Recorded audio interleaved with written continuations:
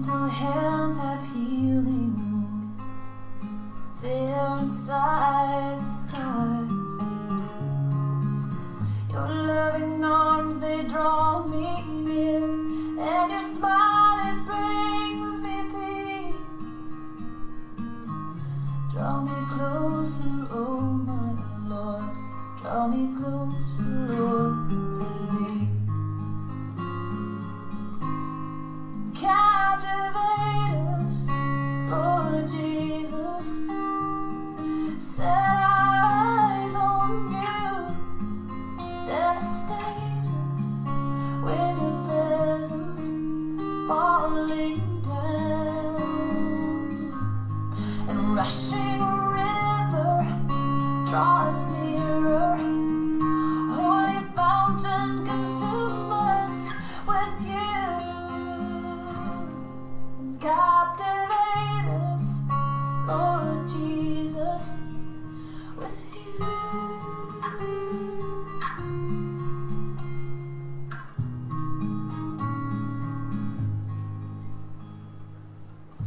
Your voice is powerful, and your words are radiant bright.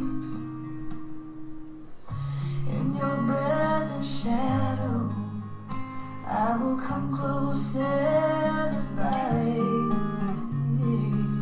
You whisper love and life divine, and your fellowship is free.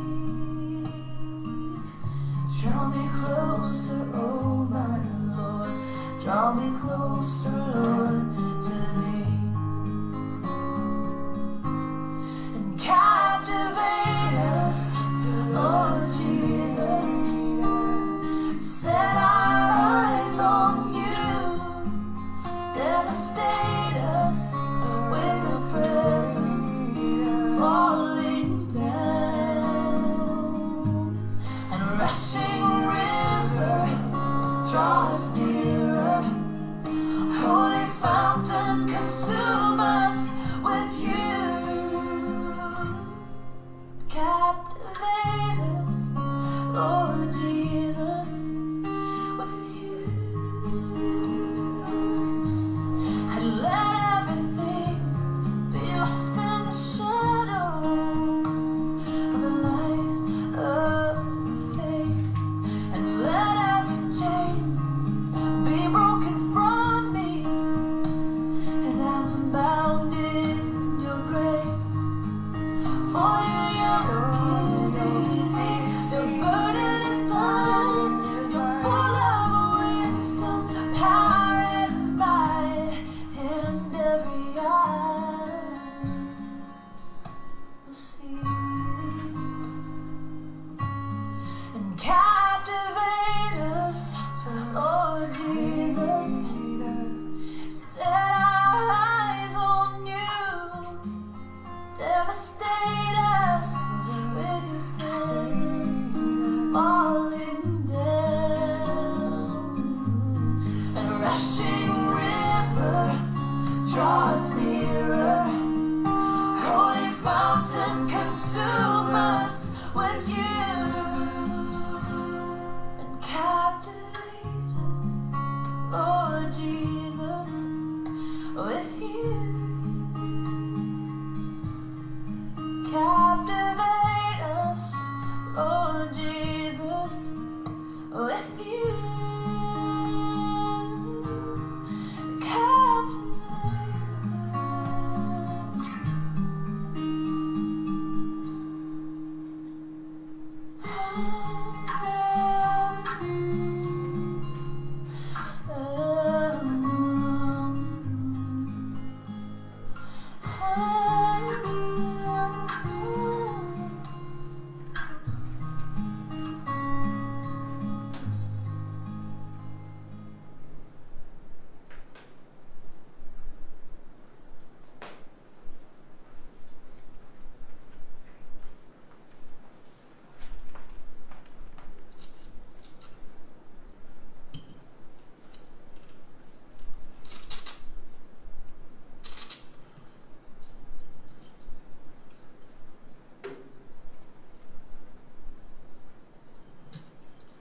Good afternoon, my brothers and sisters in Christ, and welcome again to another weekend service and weekend fellowship with Christ. And I'm so excited again every time I'm here to share God's Word because it's always a blessing to be in front of you and invite Jesus habang tayo ay nagsasama-sama, tayo muna yung manalangin. Heavenly Father, we give you thanks, praise, and glory that today you will really impress in our hearts the reason of your existence and the purpose of our lives. Because our purpose of our lives reflects who you are. And Lord Heavenly Father, may you guide me today as I spread and share your word, that those who listen will benefit, will be blessed, and will carry this blessing through generations. In your name, Heavenly Father, Jesus Christ, all glory and thanks to you. Amen. Hallelujah. Good afternoon, everyone, and I'm so excited to be here again in front of everyone here on our Facebook Live fellowship. And ang ating tatalakayin ngayon ay medyo, kung titignan mo, napaka-simpleng tanong, no? Why did Jesus come? Bakit inisip niyang bumaba kaya ako sa lupa, bibisita ako? So itong question natin, why did Jesus come, really is a question that reflects who we are, what we are, the purpose. It will answer many questions that we ask ourselves. It will complete a lot of things that is missing. Yung bang para kang may puzzle eh. You know when you're building a puzzle and nilalagay mo yung mga pieces, pagka hindi pa kompleto yung puzzle, kalalagay mo pa lang ng mga pieces para makita mo yung picture, di mo alam ano yung ginagawa mo. Di mo alam ano kaya ang itsura nito. But as you connect everything together, you can see the whole image, the theme, your tema ng puzzle na ginagawa mo. And that is what sometimes puzzles us when we ask ourselves, Jesus, why did you come? Sasabihin ng mga tao, papunta ang Jesus para patawarin tayo. Bakit? Pwede naman niya tayong patawarin kahit di siya magpunta. Nasa langit siya, pinapatawad ko na kayo lahat. Diba? Can easily do that.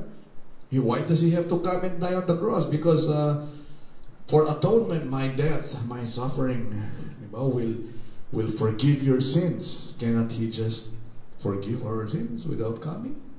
He is all knowing, he is all powerful, talaga siya yung authority. Hindi sasabihin niya, kayo mga nasa lupa, pasaway kayo. Patatawarin ko na kayo, huwag na kayong gagawin yan. Tayo naman, okay, thank you. I mean, it may sound so simple na pwedeng sabihin ng Panginoon, hindi na ako bababa dyan. Papapako pa ako sa cross. Pwede ko naman kayong patawarin eh. Bakit ganyan? Yan ang ating pag-aaralan. Napakasimpleng tanong, bakit ka pumunta rito para mamatay sa kasalanan ko? Hindi mo na lang ako pinatawad. You know, in the time of the Old Testament, ng panahon nila Moises, nila Abraham, hindi nila alam ang cross kasi wala pa si Jesus. So, God didn't come down and die during those times for a long period. During that long period, during the life of Abraham, Moses, all these prophets, they had no idea about the cross, Jesus, about atonement of their sins. And yet, people lived in sin. They were living a life of immorality. They were living a life that is so detestable to the Lord. And they didn't have any concept of Jesus. All they know is that there is a God in charge of their lives, the Creator. And that is whom they serve. And if they commit sin, they ask forgiveness. They knelt down. Moses asked forgiveness from God. And so what now is the difference between Jesus not coming on earth and redeeming himself, or not redeeming, presenting himself to redeem us, and allowing the continuation of the Old Testament, walang New Testament. So we're going to study a little bit of doctrines. A lot of our sharing before in the past is behavioral.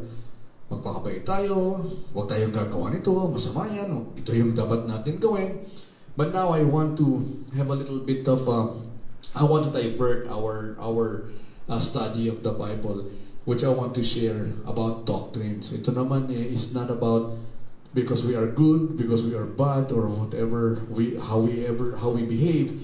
It is about doctrines are about things of God's command. It is about His mind, His idea, and His ways, not our ways. So it is very, very important for us before we even try to examine our lives, study the Bible, to be able to interpret in a biblical way how our lives should be, how we should live our lives, paano natin buhay ng ating sarili dito sa mundo, at unang-unang para ma-convince tayo, para magkaroon tayo ng interest na pag-aralan natin ano ba ang dahilan itong palatuntunan ng Panginoon sa buong mundo. Gumawa siya ng tao. Ang tao nagsasuffer. Meron maginhawang buhay, may mga buhay na malulupit talaga ang pinagdadaanan. So, kung titignan mo, gulo-gulo, labo-labo.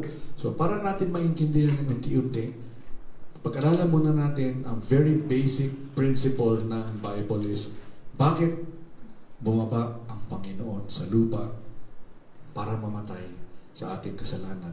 Bakit niya kailangan gawin yun? Dito natin malalaman ngayon. So, umpisahan natin. 12 reasons Jesus came. Isipin natin muna. 12 reasons. Parang 12 apostles. Well, there's really no connection bakit 12. But here, we have to study and understand there are more than 12 reasons. I'm sure there are so many reasons why Jesus came, but biblically, I tried to compress it into 12. 12 reasons why Jesus came. Did he really have to come? Isipin mo, kailangan ba talagang pumunta ang Panginoon dito? And my answer to that is yes, because if He did not come, the world, we as human beings, as people, as persons, as Christians, there will be no such a thing as a Christian. Kaya nga Christian from Christ. And that is why He came, because He wanted to introduce Himself personally to us. Can you imagine, sasabihin mo sa sarili mo, or alam mo na may amat ka. You know because you cannot exist in the world. Biological father. Walang tao, kahit hindi nila kilala yung tatay nila, hindi nila pwedeng paniwalaan na wala akong tatay. Hindi ako galing sa tatay ko or whatever. Basta yung nanay ko nagbuntis, eto na ako ngayon. Hindi nag-asawa yung you are then, your mother is like the Blessed Virgin. Oh, and yes, you can try to understand this. So, whatever reasoning that you have, if you are on earth, you have a mother, you are a human being, you have a father. And you have to know who your father is. Because it is very difficult to live your life not knowing your identity. Who am I? Where did I come from? Who is my father? And can you imagine, yun na lang nga, nahihirapan tayo as a human being, tao tayo. Kilala mo ba yung tatay mo? Hindi ko nakilala. I never met him. I know a lot of people in the ministry na hindi nila kilala ka man nila. Can you imagine, you are growing up not knowing who your father is. And sometimes they don't even know their mother because they were adopted when they were small. Now, let's try to elevate that and raise that into a different level and ask ourselves, I do not know Jesus. Who is God? Who is God to me? Who is Jesus? So can you imagine if you do not know, hindi mo na nga alam kung sino yung ama mo sa lupa, ama mo sa langit, hindi mo rin kilala. Can you imagine the torment? For me, it is incomprehensible. It will make a person go crazy. To keep thinking and finding an answer you will never find. And that is why if you have questions, and God knew there are questions, people are asking. So, Jesus had to come, introduce Himself to us. I am your Father. No one goes through me. No one goes to the Father but through me. He is introducing Himself. He is introducing His purpose. He is teaching us, informing us of our existence. Why are we on earth? And why did you come? Because you are my children, sabi ni Lord. Anak ko kayo, mahal ko kayo, pupuntahan ko kayo, bibisitahin ko kayo, at patutunayan ko kayo sa inyong lahat na mahal ko kayo kasi mamatay ako sa krus para sa inyo. Kaya niyo ba yan? Ang hirap. Kaya saan gumawa? Kasi hindi natin kaya. So, one important reason, doctrinal reason, why Jesus came is to fulfill the law. Anong law ito? Matthew 5:17-18 says, "Don't think that I have come to abolish the law of the prophets. I have not come to abolish them, but to fulfill them." When you read this thing and you're trying to study, fulfill the law, the first thing that we'll ask, anong law? Anong batas? Kasi law is a batas. Parang regulation. Don't think that I have come to abolish the law. Hindi tatanggalin. Hindi babaguhin. Law of the prophets. Who are the prophets? Well, Abraham is a prophet. Moses is a prophet. All these people. I have not come to abolish them, but to fulfill them. Which means He will complete it. He will make sure that the law will be justified. It will be, kumbaga, legalized. Hindi yung parang sabi-sabi lang, kung sundin o hindi. Which means, when there is a law, and it has been fulfilled, it is justified, if you do not obey, you will be punished. There is a consequence of disobeying the law. That is what you mean by fulfilling the law. If you fulfill something like God is trying to say that here, I'm serious about the law. If you do not obey and you do not follow, and it is not completed and fulfilled, then there is no sense of having a law, because whether you obey or not, there is no consequence. But now, because you have to fulfill them in Jesus Christ, then you are answerable. Now, as a Christian, you are answerable to what you do, to what you say, how you present yourself. Now, then you are now covered by the law. You are now subject of the law. So, I hope you understand. So, what am I making a reference here? Anong law na sinasabing abolish, prophet? Sino ba to? Ito nga yung mga... It is making reference of the entire writings of the Old Covenant. Old Covenant ito, yung mga mula Genesis, Numbers, yan, umpisa, Deuteronomy, yun, the first 5 books. The purpose of the writings of Moses and the rest of the Old Testament authors. Madami yan. So, what reference are we doing now? Covenant. You know what the word covenant means? Okay.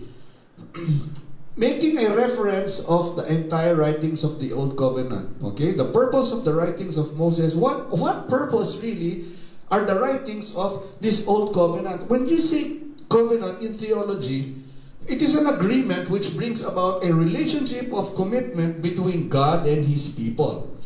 The Jewish faith is based on the biblical covenants made by Abraham, Moses, and David. Okay?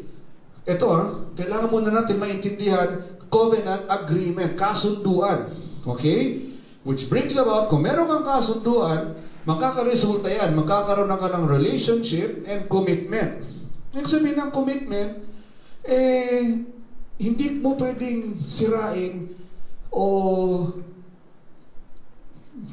iikot ka sa likod para bang, I will circumnavigate yung sinabi ko. Kasi, in other words, walang excuse. Lord, hindi ko kaya gawin. Naku, mahirap to. Ayoko yata. Lord, hindi pwede mo ako i-exempt sa ibang mga komando, sa mga ibang bagay na sinasabi mo, mahirap. So, it is an agreement that results in a relationship of commitment between God and you.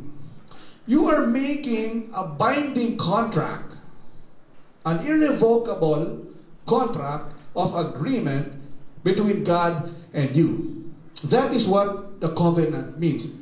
Do you have that in your heart? A covenant, an agreement between God and you? That's very, very important to have that. Because if you don't, then you have no contract, and then lease of contract sa bahay, pirma. May kontrata, itong tao nito, tsaka yung tao na yan, yung uupa dito sa ganito, o kung umutang sa bangko, titrima ka. It is a binding relationship. An agreement. Babayaran ko po, buwan to. Kasi pag hindi mo binayaran, buwan, hindi ka hindi mo natupad yung kontrata, ano mangyayari yun? E di makakaroon ka ng maraming problema. Napakalaki ng problema ang mangyayari sa'yo. It becomes a legal agreement, which means there are consequences pag hindi mo na nasusunod yung kontrata o yung pag-uusap ninyo ng Panginoon between man and God. We can no longer agree. Then you are breaking your agreement, and that's why you commit sin. Nakakaroon ka ng kasalanan. Pumirma ka sa bangko, ito, kontrata, ito, buwan-buwan, babayaran, hindi ko na kaya. Hindi may kasalanan ka, hindi mo binabayaran yung bangko. Ano gagawin ng bangko? Kunin yung bahay mo. Wala ka ng titiran. It is an agreement. Now, the Jewish faith is based on the biblical covenants made by Abraham, Moses, and David.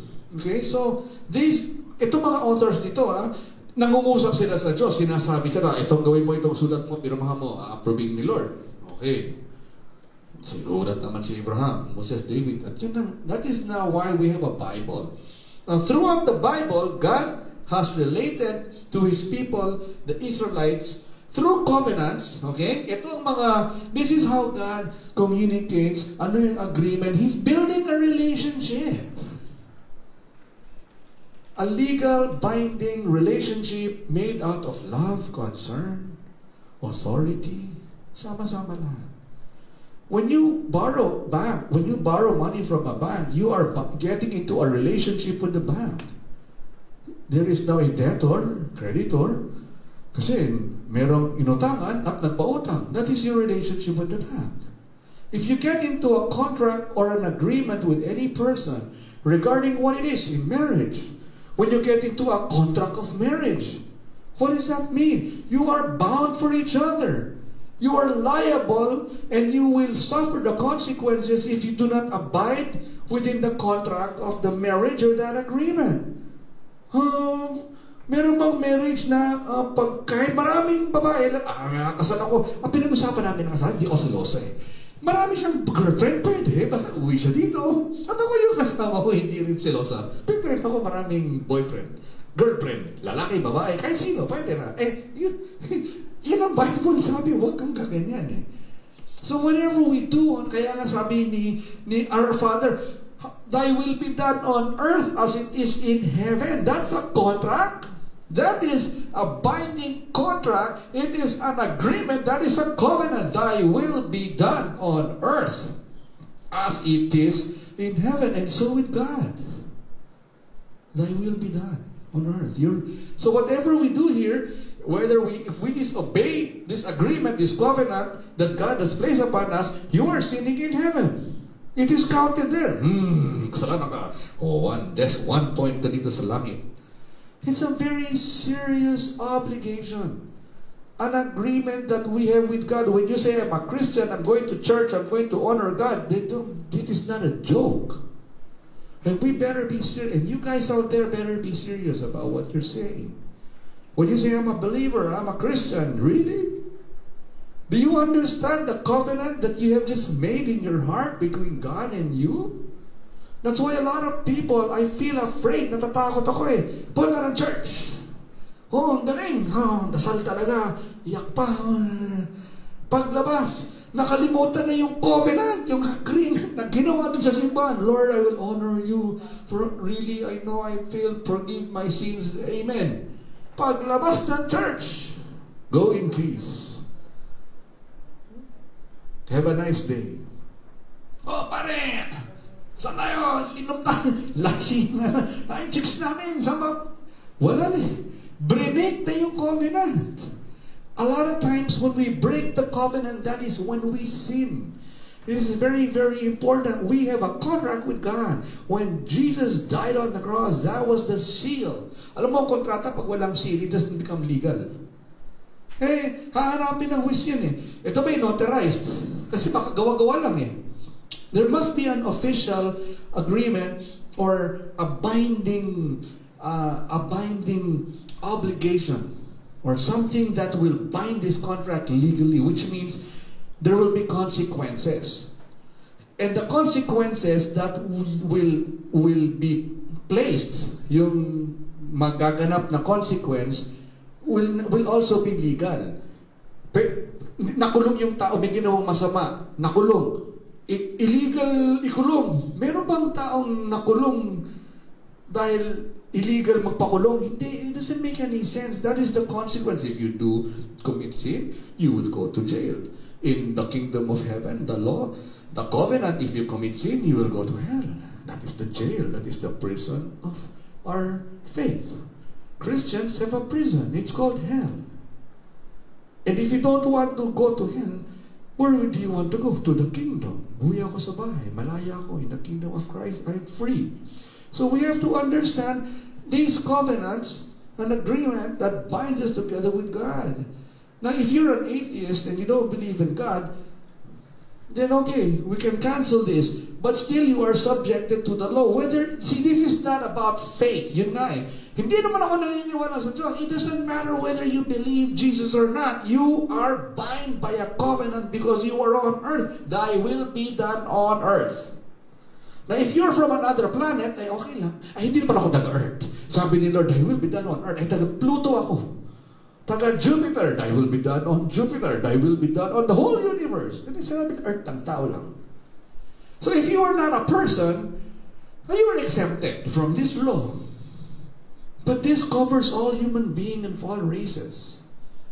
From what province you are from, what nationality you are from, it doesn't matter to God. Because in God, we are all from earth, from one planet. And when you die, you will be judged the same way as whoever you are, wherever you're from, whatever province you are from, it doesn't matter.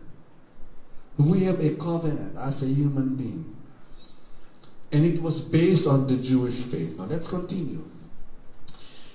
It is through this covenant relationship, which collectively serves as the foundation for God's promise to bring redemption to His people, that we can understand that the advancement of God's kingdom.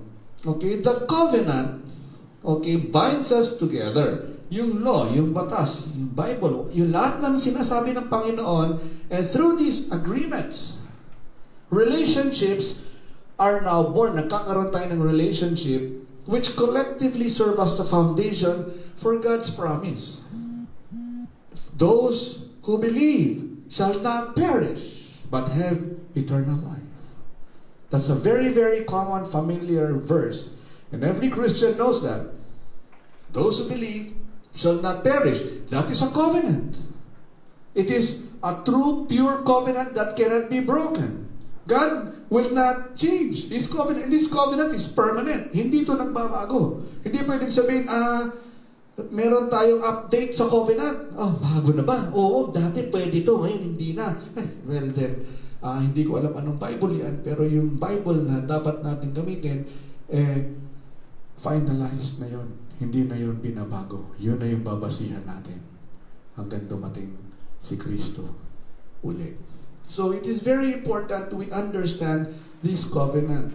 And as Christians, we should take time to know the law. Kung tayo Pilipino, alam natin ng bata, bawal yan. Kailangan nakamask. Oh, bawal yan. Hindi tayo pwede. Nasa ng face shield. Oh, di ba? Ngayon, bawal eh. Alam natin yung covenant. Ngayon na merong kumakalat na sakit, meron tayong sinusundan na protocol. So parang protocol din ito. Sundan natin yung protocol ng Panginoon. Kasi pag hindi mo ginagawa yan, makakaproblema tayo. Makakaproblema tayong lahat. So intindihin natin, napaka-importante nito. Philip, here's an example. Philip found Nathanael and said to him, "We have found him of whom Moses is the law, and also the prophets wrote, Jesus of Nazareth, the son of Joseph." What is this? What does this mean? Philip found Nathanael and said to him, "We have found him." Sino yung him? To whom Moses is the law. And also the prophets wrote. So sumulat din si Moses, Jesus of Nazareth, the son of Joseph. So Philip, Nathanael said to him, "We have found Jesus of Nazareth, who is going to fulfill the law of the prophets." Siya yung magtatapos. He will fulfill. Gaganapin na ito. Mangyayari ito. As promised, as written. It has been already being discussed even in the Old Testament. And that's why God sent Moses. God sent all these prophets. God was already in the beginning, since the fall of Adam and Eve, that there must be a law. Because nung araw, nung panahon ni Adan tsaka ni Eva, walang law. Anong sinabi niya? Bahala kayo dyan. Mag-enjoy, kumain, lumigaya. Wala nga silang damit eh. Hindi nga bawal na kahubad. So pag ganun, wala yung bastos. Bastos mo, peace ka lang. Walang ganong klaseng law. Kasi, Adam and Eve, di ba? Pero nung gumawa sila ng yun, they broke the covenant. Kasi meron, except doon, huwag kang pupunta nun. You see, God is already introducing a covenant, an agreement. But Adam and Eve didn't realize that. So, di ba, sabi natin, covenant is agreement. It is something that two parties agree on. Yan ang covenant. Kontrata. Sige, bahala kayo dyan, Adan, mga anak. Sige. Huwag lang doon, kasi doon, delikado doon. Okay. So, pag ginawa, ngayon, may kontrata ha, kasi bawal doon. Okay, siyempre wala nang pirmahan yun. Agreement na lang. Okay, siyempre, happy-happy sila. Matagal yun. Yung ginawa Adam and Eve bago di sila nagkaroon ng sin. I am sure didn't happen in one day. It's a long, long time. But one sunny day, in the morning, maybe, Eve had ideas. You know, it's been so many years, since maliit pa ako, nakikita ko, meron doon parang punong hardin na yung sinasabing bawa. Ano kaya yun? I am going to break the covenant. They didn't realize that. And that's why this is now the subject of our discussion. Let's continue. In everything, therefore, treat people the same way you want them to treat you. For this is the law of the prophets. Matthew 7:12. Nakikita mo lahat ng verses natin is in the New Testament. Wala tayong nako-quote na Old Testament. Because Jesus is going to fulfill the law. Dumating si Jesus, napako siya sa cross, natupad lahat ng mga batas, that those who believe shall not perish but have eternal life. I am the way, I am the truth. No one goes to the Father but through me. These are all doctrines. These are the law of God. And there is no excuse, hindi ko alam. Hindi ko alam. Kung alam mo, ganito lang.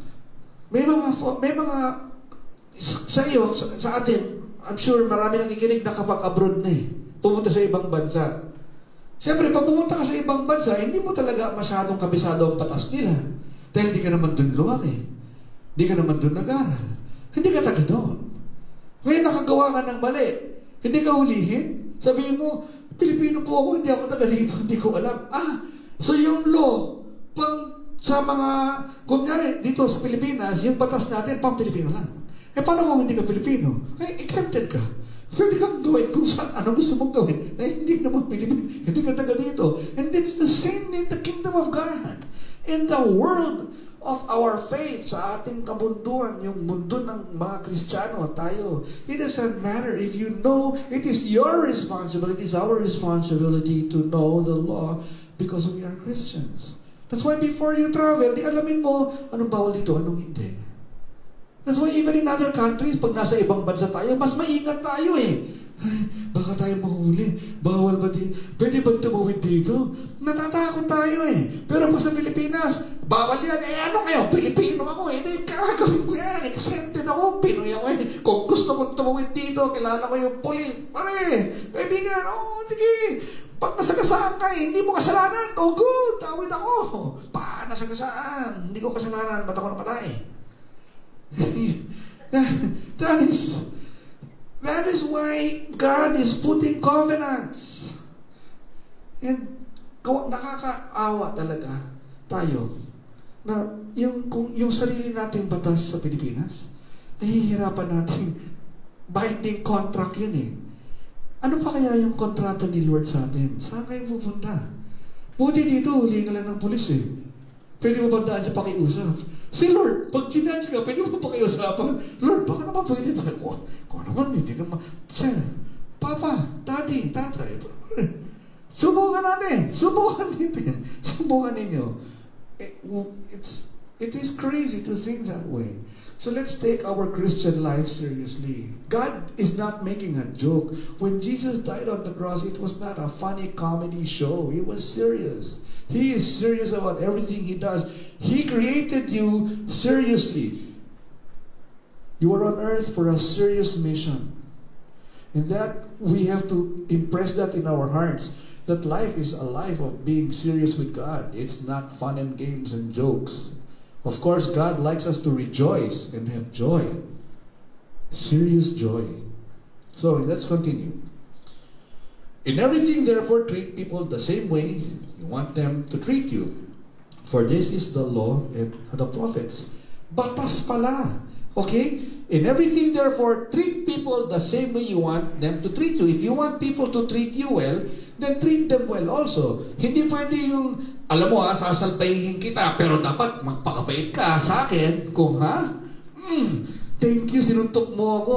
Thank you, lagi mo akong ginugutom. Bossing, Di ba? Can you imagine? And it is a law. Hindi nakikiusap ang Panginoon. It is batas. So, if you keep violating all these laws, it is your loss. Okay? Ikaw din ang kawawa. So, napaka-importante. Itong, bakit pumunta si Jesus dito? Tinuturuan niya tayo ng tama tinutuwid niya tayo kasi ayaw niya tayong pumunta sa impyerno. Pero tayo, pumipilit, pumunta doon. Sabi ni Lord, dito ka na sa langit. Hindi, ayaw ko muna sandali. Meron lang akong tatapusin. Tapos, usap tayo uli. Binabaluktot natin ang batas. Alam mo tayo mga Kristiyano, mahilig baluktutin ang batas. Alam natin ang batas. I have encountered people that they're bad. Mas magaling pa sila sa, hindi sila pastor pero magaling pa sila sa Bible kaysa sa akin. Ako minsan nahihiya Pastor, hindi po, nasa John po, nasa Ezekiel, sa ganito. Thank you, kapatid. Pastor, bakit hindi mo lang pastor? Pastor ka, ako yung napapahiya Pero ginawa yung kanilang buhay. Di ba? Ayaw ka nang pumunta ron sa usapan na yan. Ito na lang, pag-aralan muna natin. So, ano pa ba ang sinabi niya? Besides all these, okay, remember these are the law. Ito ay dapat gawin, sundin. Hindi ito pakiusap. Okay, hindi nakikiusap ang Diyos. Alam mo, nakikiusap ako sa inyo na tratuhin nyo yung mga taong maayos. Kasi ito ay aking pakiusap sa inyo. Nakikiusap. No, it is a law. Batas. Wala kang choice. Ibig sabihin, you have to obey whether you like it or not. Ganito ka tanin. Buisit ako. Sabi ni Lord, treat people the same way you want to treat them. So gusto mong tratuhin ka ng salbahe? Alam mo, ang bait sa akin nun. Ayoko mabait sa akin. Gusto ko galit yan sa akin. Kaya gagalitin ko rin. Ayun, tama yun. Tratuhin mo yung, ganun ang utak mo Gusto ko galit siya sa akin. Siya naman, gusto niya mabait. Mabait siya sa'yo. Kapatid, huwag na kayo magalit. Hindi! Gusto ko galit ka! Ikaw rin magalit ka sa akin! Hindi ako marunong magalit. Hindi ako ganun pinanganak ng Diyos may matuto ka! Tuturuan kitang maging galit na tao! Ayan. At bahala na ang Diyos, husgan kayo pareho. Pag humarap na kayo sa trono ng Panginoon. And let's continue. The second one. Remember, there are 12. To seek and save the lost. For the Son of Man came to seek and save the lost. Ito na naman. Another reason why Jesus came. To seek and save the lost. Sino yung hinahanap ng Lord na naliligaw? Tayong lahat. Tayong lahat Umiinit ang ulo. I have yet to know a person that never got mad in his whole life. Matanda Lolo, balita ko, never kayo nagalit. Hindi ko kaya marunong magalit. Talagang, kahit ginugulpi na kayo, nagpapasalamat ako, sinusuntok ako ng tao. Hindi ako marunong gumawa, kaya hindi ako, exempted ako dun to seek the lost. To save. Save na ako. It cannot be. to give His life in payment of our sins. Kaya siya namatay. Proof on Matthew 20:38, just as the Son of Man did not come to be served, but to serve and to give His life as a ransom for many. Okay? Let's continue else. To take our sins away. 1 John 3:5. 1 John 3, verse 5. And you know that Jesus came to take away our sins, and there is no sin in Him. Totoo naman, there is nobody else that can forgive us totally unless that person chosen by God is sinless. And Jesus is the only one that came. Fifth reason, to give us an abundant life. The thief's purpose is to steal and kill and destroy. My purpose is to give them a rich and satisfying life. Rich and satisfying life. Hindi ba abundant yun? And that is why He came. If these verses do not inspire us, then, Jesus has failed. Nabigo ang pagpunta ng Panginoon dito. Sayang. And hindi totoo yun. Hindi na sayang ang pagpunta ng Panginoon dito. As a matter of fact, I am so blessed that Jesus came to save me and give me a rich and satisfying life. I don't mean rich, mayaman. Hindi naman ako mayaman. But I am satisfied with my life because I know that Jesus loves me. And that is all I need to know. God loves me. And Jesus loves us all. And He loves you. He died for you. Don't put that to waste. Huwag natin sayangin, mga kapatid, ang ginawa ni Jesus sa atin. Kasi gusto lang niya tayong mahalin eh. Pero alam mo yung problema, nahihirapan natin tanggapin ang pagmamahal niya. Kaparay pa rin ang gawa natin ng kasalanan. Dito pa rin ako dadahan. What else did Jesus have to do in order for us to really abide by His law, by His covenant? Okay, next. He came to reveal the Father. Nasa 6. Remember 12, ha? Okay, tutuloy-tuloy ko na to. John 14:9, NLT. Jesus replied, have I been with you all this time, Philip? And yet you still don't know who I am? Anyone who has seen me has seen the Father. So why are you asking me to show Him to you? He came to... So He's revealing Himself. May Ama. Bakit pa ba ako kailangan? Ako na to eh. Ako na si Jesus eh. Wala nang maraming tanong. Sama ka. Maniwala ka na lang. Agreement again. What is He trying to say? Faith. Faith is another covenant, an agreement. I have faith in you. You are my Father. You are the Father of all fathers. And you are my only God, whom I serve.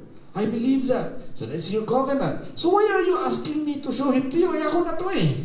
Ayaw mo ba maniwala? Sa covenant na to, naniniwala na po ako. Jesus came to separate the believers from the non-believers. Ito po, importante. Matthew 10:34-36. Ito marami na ko confuse ha. I'll just go through this. Ito medyo hindi naman matagal. 3-4 minutes ko lang. Do not suppose that I have come to bring peace to the earth. I did not come to bring peace. Hindi ka nagpunta para magkagera tayo. Guguluhin ko kayo. Napasahin natin. But a sword. Papatayin tayo ni Lord.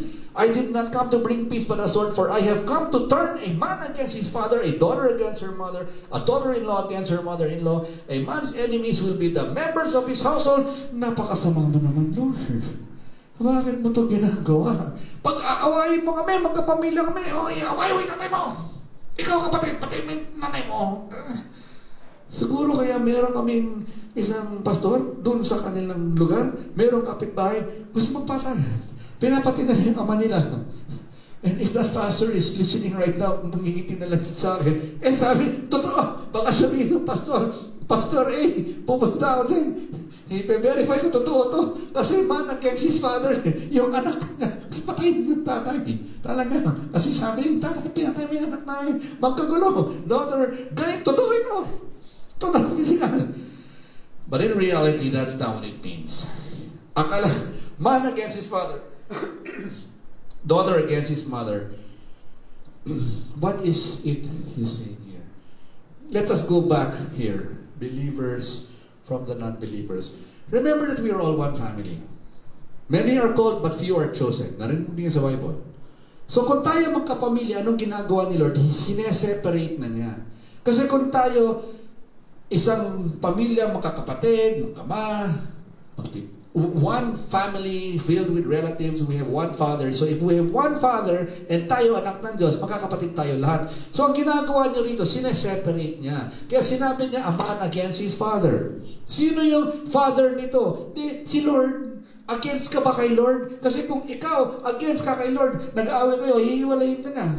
Kaya nga, separate the believers from the non-believers. Paano yung mga believers at saka non-believers magkakasundo? Naniniwala ka sa Diyos? Hindi. Ako naniniwala. Okay, halika.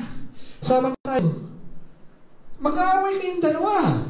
You will be against each other. Daughter, again, Christ is talking about the entire human race here. That our relationship is really based on our relationship with Christ. If you have a problem with your relationship in Christ, you will have a problem relating to the people around you. You will be filled with different kinds of emotions in your heart. If you do not believe in Christ and you are probably angry with God, or I don't know what you're going through, you will have a lot of bitterness. Magtatanim ka ng mga mapapait na bagay sa puso mo, and you will even probably destroy even your own relative. Kaya nga may mga kamag-anak nag-aaway. Magkamag-anak nag-aaway sa pera, nagseselos kasi mas maganda yung asawa niya. Papalitan ko yung pag wala yung pinsang ko, kukunin ko yung asawa niya. Nagkakaganon eh. And that is what it means by a man against the whole world. Man against people. Even families fight. There is a separation. Separation. That's why He did not come to say, magkasundo kayo. Magkasundo tayo sa Panginoon. Yun ang muna ang anuhin natin. You can never have a good relationship with your own family if your family doesn't believe in Christ, or if only one person believes in God. Kunyari, pamilya kayo, nanay, tatay, anim na makakapatid, malaking pamilya. Isa lang ang naniniwala sa Diyos. Isa lang gusto mag-pray. Dad, pray na tayo. Pray ka na pray dyan sa Panginoon mo. Ano ba yan? Hindi ba kaya nga man against his father. Kunyari, ako pastor, tatay ko hindi naniniwala sa Diyos. Ito, anak ko naman, naniniwala sa Diyos. Puro kayo papasayaw. Pagagalitan pa ako ng tatay ko, kaya ako naniniwala sa Diyos eh. And that is, it's true. I mean, hindi true na yung father ko galit sa akin kasi pastor ako. But it happens. And that is what this verse really means. Members of his household.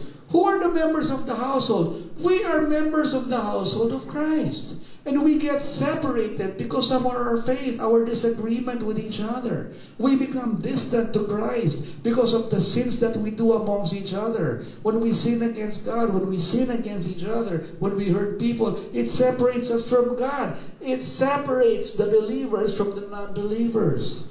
The believers are afraid to sin. The believers respect and honor the covenant that God has placed. The law of Christ. The non-believers don't care. So even if you are mother, father, daughter, whatever you are relatives, if these believer and non-believers banggaan, hati. Hati. Okay, do you still follow? Are you still following? I'm just trying to explain this because when you say, a man against his father, labanan natin ng tatay ko. Hindi naman. And there are some families that continue to do this. Next, eighth reason to proclaim the truth. John 18:37 says, Pilate said, so you are king. Jesus responded, you say I am king. Actually, I was born and came into this world to testify to the truth. And all who love the truth recognize that what I say is true. What is the truth here? That Jesus is talking. I am the truth, the way. No one goes to the Father but through me. Because He is the Father. And that's why we are all brothers and sisters in Christ. So let's treat each other humbly, with gentleness, with love, the same way as our Father treats us. Otherwise, balik ako, otherwise you will be separate. Gusto niyo bang mag-iwalay sa Panginoon? Hindi kayo pwede magsabing, Lord, ayoko makipaghiwalay sa iyo, pero itong kapatid ko gusto kong barilin. Siya lang i-separate mo, ako wag. Sama ako dyan. It's impossible. That is not the doctrine of the Lord. It is something else. So actually, I was born and came to this world to testify the truth, and all who love the truth recognize that what I say is true. So if you believe Jesus, actually, you know that He was sent here to proclaim the truth of that He is our Father. And we are to love one another as He has loved us. Then you recognize, yes, Lord Jesus, I proclaim the truth that you are our Father. And we should all treat each other with love. It is biblical. Right? 3 na lang. Tapos na tayo. Bilis. To give us pattern on holy living. 1 Peter 2:21. Basahin natin. For God called you to do good, even if it means suffering just as Christ suffered for you. He is your example and you must follow in His steps. So, wow, dapat magpaparusa din ako sa cross. Example siya. Christ suffered. And He went to the cross. So, if it means suffering, if God says you will suffer, ganun ba yun? Okay, here. The world is already filled with suffering. Even I. There are times when I suffer also. There are times when my faith is sometimes not aligned. And the faith that I have, sometimes it varies in intensity. Sometimes between 1 to 10, yung faith ko, 10. Meron naman, negative. Ayoko na, suko na ako, Lord. But for as long as that you are mentioning the Lord, Lord, suko na ako, Lord, di ko na kaya, Lord, mahina ang faith ko. You have strong in faith because you are still running to the Father. You are still aligned with His Word and who He is. And that's why when suffering means, when you lose faith, you're suffering. I suffer when I lose faith. Lord, bakit ganito? Nahihirapan na ako. Suffering yun. But I don't. I share in that stuff. Because you know when we suffer and we say, Lord, di ko na kaya, hirap na ako. Ayoko na. Sa tingin mo si Lord natutuwa? Buti nga sa'yo. Marami kang ng kasalanan. Kaya sinasadya ko yan sa'yo. No. He already suffered for us. And the suffering that we are experiencing is nothing compared to the suffering that Jesus did for us. So now is really the time to rejoice. Again, on the 10th, He came to ignite spiritual life. I have come to set the world on fire and I wish it were already burning. Wow! Pumunta ako para sunugin ang mundo. Sabi mo, suffering talaga no? I suffered and then set the world on fire. Lord, ayoko na. Alis na. Punta na ako Jupiter. Sa Pluto, walang ganito. Nakakatakot yung sinasabi mo, Panginoon. Yun ang, pag binasa mo, sa malayo, nakakatakot, set the world on fire. Ibig sabihin ng world on fire, spiritual life, spiritual fire, bumabaga na pag-ibig sa Panginoon. Yung pag-inam, yung umiinit sa puso, yung sa kalooban mo, yung bumabagang puso.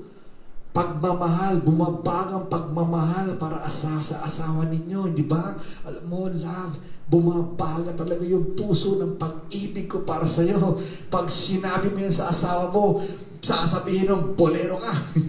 Joke lang yun. Hindi niya sinasabi yun eh. Pero susubukan ko. Sabi ko sa asawa, walang bumabaga talaga yung pag-ibig ko sa iyo. That is what it means that God wants us to have that burning desire for the Lord. We should have a burning desire for our love for Jesus. That burning desire, that umiinit na bumabagang pag-ibig sa Panginoon, yan ang nagbibigay ng spiritual life. Pag wala yung apoy na yon, apoy ng mabuti yung apoy, hindi yung apoy na nakakasunog. It is a blessing to be able to have that kind of energy, that kind of desire of love. And that is why Jesus came. Because kung hindi niya siya nagpunta rito, hindi natin to hindi natin mapapagtagumpayan ito. Mahihirapan tayo. We will not be able to become victorious. 11. Jesus came to destroy the work of the devil. Yan ang maganda. Isa sa maganda talagang paghawakan. 1 John 3:8. But when people keep on sinning, it shows they belong to the devil, who has been sinning since the beginning. But the Son of God came to destroy the works of the devil. That's why Jesus came. He wanted to fix things. He wanted to set things straight. There is nothing wrong with that, mga kapatid. Ituwid ang nakabaluktot. Yung mga buhay na nakatagilid, itutuwid. Yun ang ibig sabihin nito. Sino ba nagpapabaluktot ng buhay natin? Ito yung kalaban. Walang tao na nasa Panginoon na sinadyang ibaluktot sadya ang kanyang buhay. Hindi na normal yun. A normal person would like a straight and abundant life na matuwid na buhay. Kaya dumating si Panginoon. Kasi alam ng Panginoon, hindi natin kakayanin kung wala siya.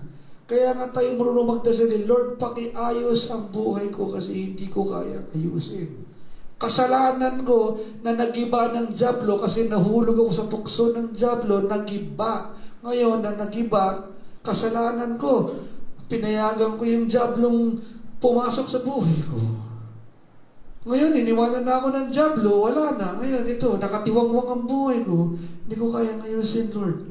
Kaya, pwede kang pumunta, bumaba ka sandali. Kahit 3 taon lang, pakiayos lang.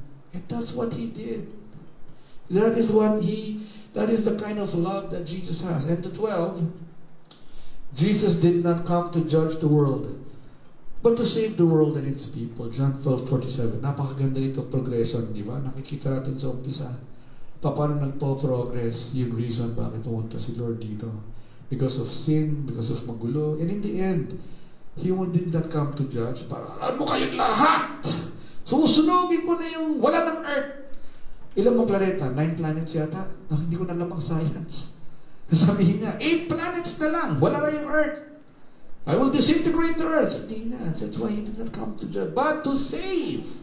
Iligtas ang mundo. Hindi niya sinabing, but to save some of the people in the world. Hindi. Ginamit na nga niya yung mundo eh. Lahat. Doesn't matter whether you are from what province, what country. If you are a human being, you are included. And He will find a way. A lot of people who do not believe in God are turning to God right now and facing God. A lot of people who lost their faith are coming back. And God is not finished with His agenda with us. He can see the love of God is what gives us fire, that burning desire. The faith and the love of God is what keeps the world together. And He is in control of the world. Nothing can destroy God, and then nothing can destroy the world. Because God is almighty and all-powerful. He owns the world. He is His creation. And He did not die on the cross for no reason. That is the ultimate sacrifice. And you think He died on the cross just so that the world will finish? No more. It's all fun and games. He came as man, died on the cross, and He felt the sins of man as a human being. And even that, He demonstrated love and compassion to all of us. So please be inspired, my friends, my brothers and sisters. Please, meditate on God's Word. You know, just want to give you some reminders. It is important to know that Jesus came to earth, not to judge us, but to save mankind. We already fell short of God's standard for eternal life. From the beginning in the book of Genesis, bumagsak na ang tao. Hindi talaga kaya. Jesus did not come simply to just remind us of that fact or that truth. He came to save and rescue us from it. A lot of biblical Christians, even pastors, we challenge each other. Paano bakit maglalagay si Lord ng diablo dun sa hardin ng Panginoon kung alam niyang mahuhulog yung kanyang 2 anak, Adam and Eve, into sin? Dapat inalis na lang yung serpent. Wala na lang. Di ba? then there is no free will pag ginanon niya. Ginawa tayong robot ni Lord. We are not free to think about the love of God. Then it is like a machine. Ano mo ito? Katulad ditong aking clicker. Pag clinic ko ng ganito, lilipat. Pag clinic ko ng ganyan, alis. Okay, ililipat. Kung ibaba ko to, ilalagay ko lang dyan. Ayan, ganyan. Hindi ko gagalawin. Sabihin ko, next slide. Wala pa rin. Nangyayari. So this clicker is just based on, has no freedom. It cannot do anything without me. It cannot. It has no will. It cannot think. It cannot do and choose to obey or not to obey. It waits for me until my hand, and I will click. It will change. And I click again. It will change. Do you like that? That God has a clicker like this? I will do, okay, matulog ka na. Click! Antok na ako. Gising. Kiklik ka naman ni Lord. Gising ka. Ano kaya? Ganun yung kingdom natin. We are subjected to God's clicker. Gusto ninyo? May clicker si Lord? Mahihirapan ka bukas. Magkakasakit ka. Click. Aray, bakit ganito yung pakaramdam ko? Click. Patay. On, off. Maniniwala ka sa akin. Click. I believe in the Lord. Ikaw, kiklik kita. Hindi ka maniniwala sa Lord. Click naman. Gusto mo ganun ang buhay natin? Of course not. And that is why He allows us freely to come to Him. Freely we receive. Freely we give. It is a freedom. We have a choice. And that is the fairness of God. He is not a dictator. He is not a God that you have no choice. You have to love or not to love. And that is the beauty of our family in Christ. We have to remember that and honor that. So kayo, mga kapatid, ini-encourage ko kayo na napaka-importante kung bakit dumating si Lord. Kung hindi natin iisipin muna, nag-aaral kayo ng Bible, maybe some of you are in Bible school, nagba-Bible study kayo, nag-fellowship kayo, nakikinig tayo sa mga preaching from different churches, from different pastors. But when you are by yourself, open the Bible, read the reasons, the reminders. Why did Jesus come to earth? Why did He not come to judge us, but to save mankind? Can you imagine this?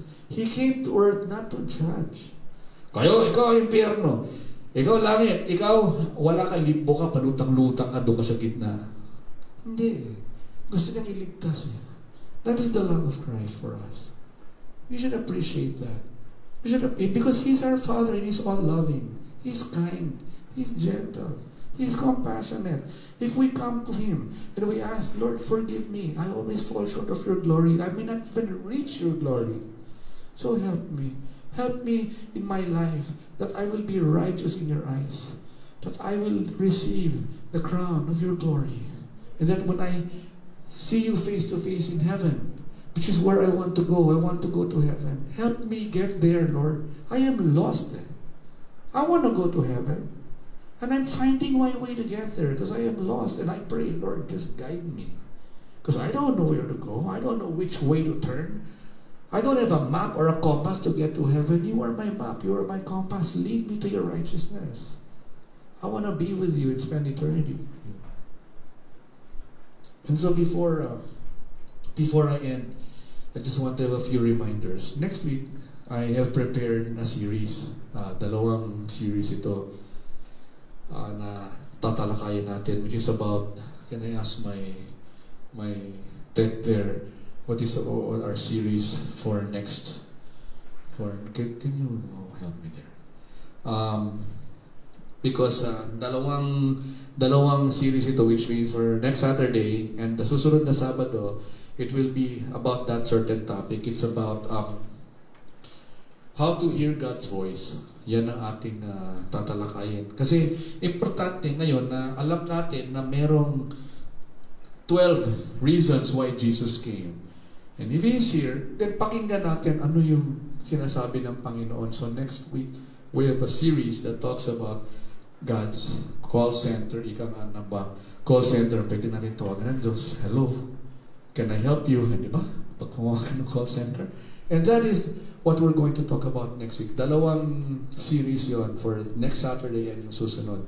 But today, I want to end in prayer for everyone here that I don't know who you are. Some of you are listening. I don't know everybody right now who's online. But I want to pray for you. I don't know the struggles that you're encountering. There might be certain pain that you have. It may be emotional, physical, you're not feeling well. Or maybe even your faith is starting to falter. And during this crisis that we are experiencing now, and it's coming to an end, Christmas is coming, we are getting ready for the holiday season, bawal mag-Christmas carol, yung mga tradisyon na ginagawa natin, no?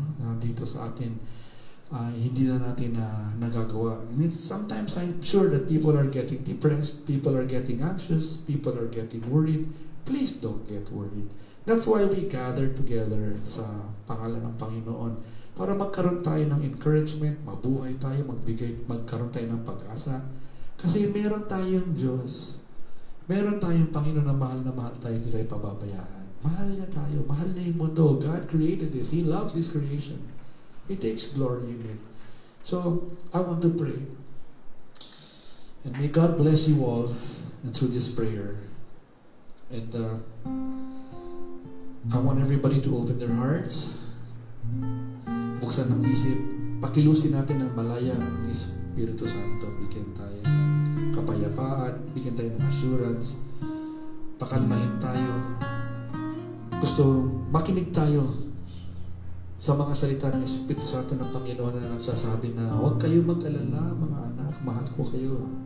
Huwag niyong titignan yung mga nangyayaring pangit sa mundo. Ang tingnan ninyo yung pangako ko sa inyo.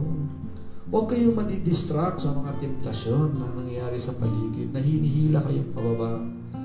Mag-focus kayo sa akin. Yan ang gusto ng Panginoon. Let us focus on God's Word, on God's promise, on the reasons why He came to earth, yung mga rason bakit siya bumaba. Para iligtas tayo sa lahat ng bagay. Iligtas sa kahirapan, sa sakit, sa maraming panunubok. Pagpagod na tayo, pwede tayong makapagpahinga. We can rest in the assurance of our faith in the Lord. Paghawakan natin yun, mga kapatid. Pilitin natin ang sarili natin, influensyahan natin ang bawat isa sa membro ng ating pamilya na magsama-sama under the love, authority of Christ, kasi siya ang pinakamasarap kasama sa buhay. And even after our death, we shall still be with Him. It is a never-ending experience. Wonderful. So let us concentrate on what is lovely, what is honorable, what gives us peace, what gives us assurance. And isa lang ang assurance natin ng Panginoon, Kristo. Siya lang talaga. At kung lagi tayong hahawak sa Kanya at papayagan natin siya na ang humawak at iyakapin tayo, wala tayo dapat alalahanin. Kasi tayong lahat ay nasa pinakamabuting kamay, sa kamay ng ating Panginoong Jesus Kristo. And may God bless you all. Amen.